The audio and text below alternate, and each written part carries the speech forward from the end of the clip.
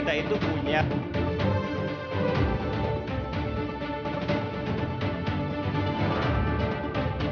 tanggapan bisa per KPU Kabupaten Kota. Kalau dia pakai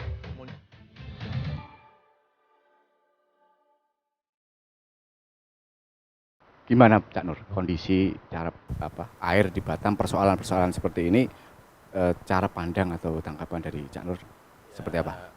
Baik, terima kasih. Mungkin sebelum saya berbicara lebih dalam, mungkin yang pertama bahwa kita ketahui bersama-sama bahwa air itu adalah sumber kehidupan, dan kehidupan itu memerlukan air. Nah, ya dengan temanya, terus kemudian air itu mengalir kemana kan gitu ya? Menjadi pertanyaan bagi masyarakat Kota Batam. Kita ketahui bersama-sama bahwa air ini sangat dibutuhkan oleh seluruh makhluk, bahkan seluruh alam. Di dalam tubuh kita saja itu ada 3/4 dari tubuh kita itu terdiri dari air. Maka menjadi penting ya air itu dimanapun kita berada, khususnya yang ada di Kota Batam, dalam untuk membangun kehidupan, keberlangsungan kehidupan, air itu menjadi kunci. Lah kemudian untuk di Kota Batam, air ini dikelola ya, sesuai dengan Undang-Undang Pasal 33 ini kan memang air itu dikelola oleh pemerintah atas nama negara untuk dimanfaatkan, digunakan untuk hidup kehidupan, untuk hidup kehidupan dan kesejahteraan kemakmuran masyarakatnya atau orangnya. Nah kebetulan untuk di Kota Batam ini memang yang diberikan kewenangan untuk mengelola air ini adalah BP Batam yang saat ini, yang sekarang ini dikerjasamakan dengan PT Moya. Nah tentu menjadi harapan bagi kita semua masyarakat Kota Batam agar siapapun pengelolanya kiranya ini juga harus mempertanggungjawabkan keberadaan adanya dalam memenuhi kebutuhan masyarakat Kota Batam ini. Dan air ini bukan hanya untuk dan dibutuhkan oleh manusia saja. Ini juga dibutuhkan oleh para perusahaan-perusahaan industri. Nah, kalau bicara tentang Kota Batam dengan jumlah penduduk yang saat ini, hasil dari catatan sipil kita itu di tahun 2021 itu di angka 1,2 kurang lebih Mas. 1 juta kurang lebih 200 gitu ya jiwa. Nah ini kan membutuhkan air yang cukup banyak.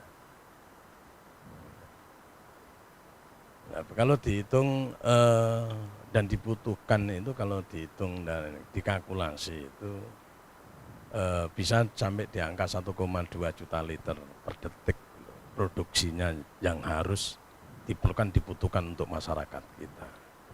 Yang menjadi pertanyaan kita adalah dalam mengelola air di Kota Batam ini dengan jumlah penduduk yang saat ini itu kan tahun 2021.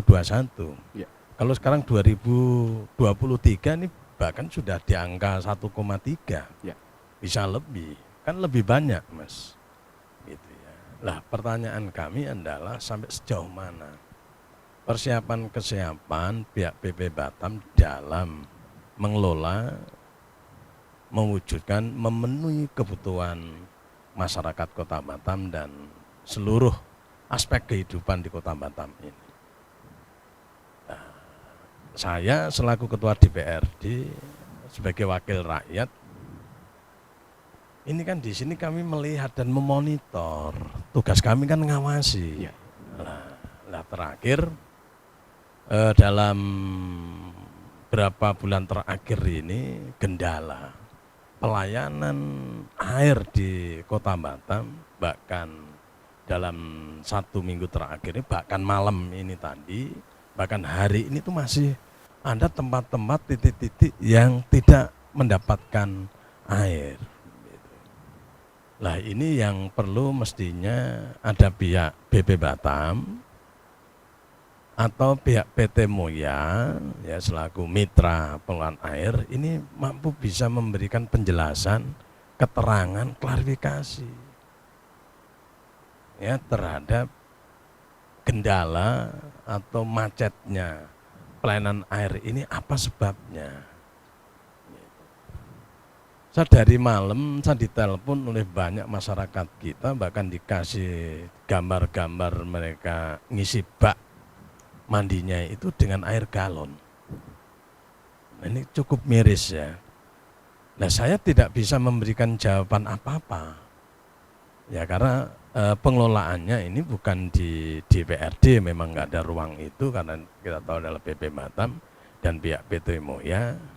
Nah saya berharap PT Moya ini ada hadir atau BP Batam memberikan penjelasan, memberikan keterangan supaya atau minimal masyarakat itu mengetahui problemnya apa, masalahnya apa, terus bagaimana solusinya.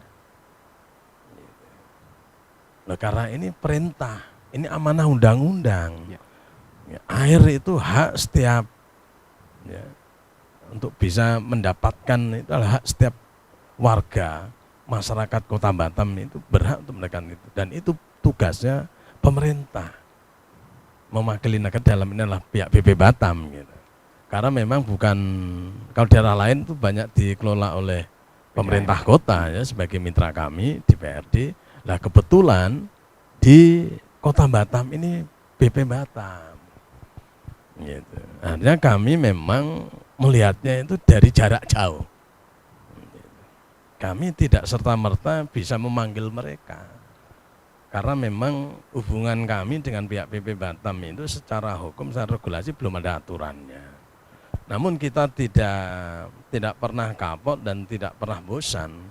Walaupun tidak ada regulasi hubungan kerja kami dengan pihak BP Batam, tapi ini menyangkut kepentingan hajat orang banyak, masalah air, DPRD tidak pernah berhenti untuk selalu kritis mempertanyakan dan selalu memberikan masukan-masukan gitu.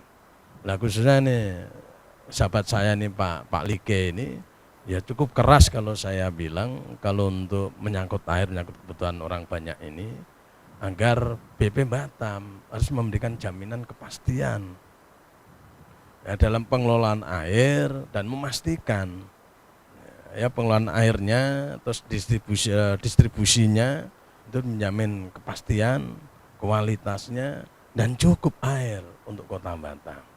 Lah sampai sekarang kendalanya apa, problemnya apa, masalahnya apa, saya sendiri ini belum mendapatkan informasi yang konkret. Nah, jadi sama dengan masyarakat kalau ditanya ya sama-sama. Nah kami tadi berharap kan di undangannya itu kan ada pihak Moya ya.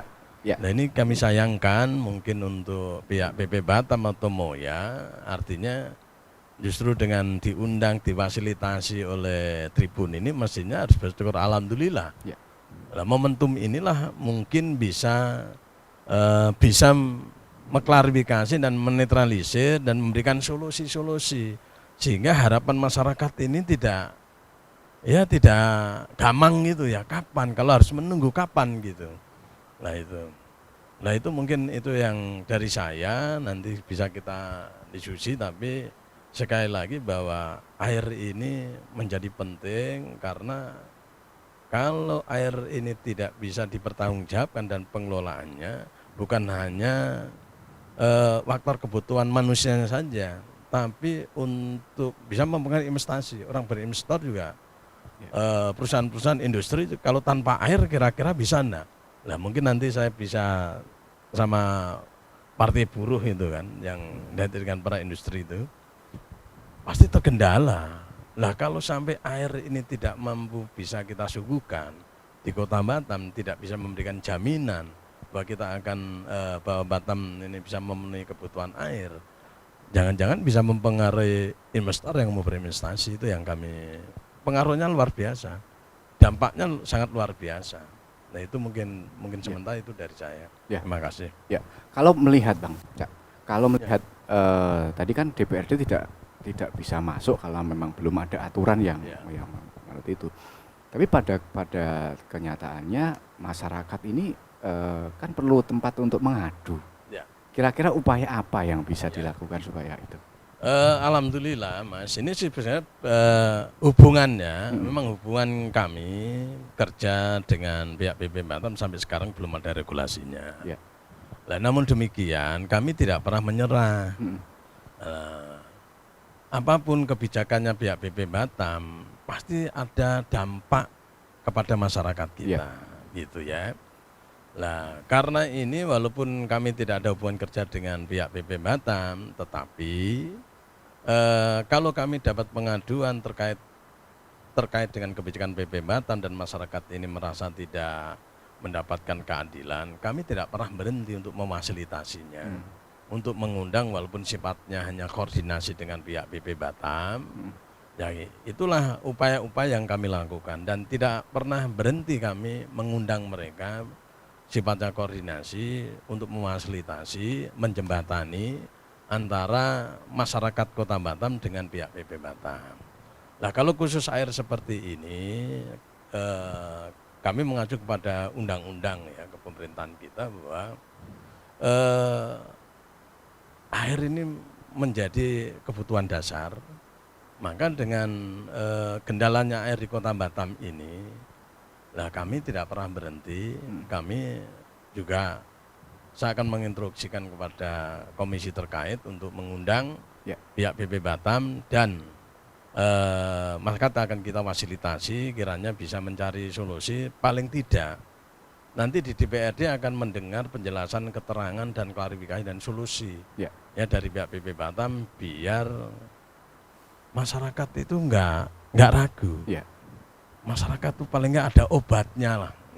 Seperti penantian tak berujung. Iya. Ya. Tapi kan memerlukan kepastian. Iya, betul. Gitu di loh. PHP terus. Harus memberikan kepastian. Gitu. Artinya kalau upaya-upaya gitu, lah kebetulan kan kami secara individu kan kenal ya dengan pejabat-pejabat dari pihak PP Batam. Kami memang secara tidak kadang tidak resmi ya sifatnya, kalau ada hubungan kerja kan kita bisa bahasannya itu rapat dengar pendapat gitu ya.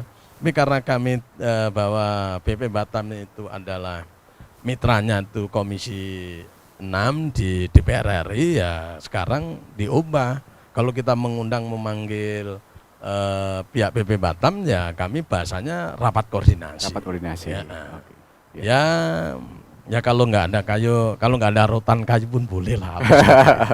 Pokoknya dengan itu kan yang penting ada ketemu gitu. Yang penting fungsi kami itu berfungsi untuk kepentingan masyarakat dalam menjembatani dengan pihak PP Batam. Tidak bermaksud apa-apa. Ya, baik. Terima kasih. Terima kasih Cak Nur.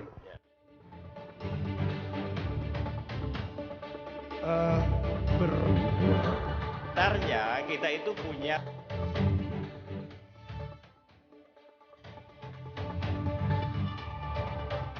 tanggapan bisa per KPU Kabupaten Kota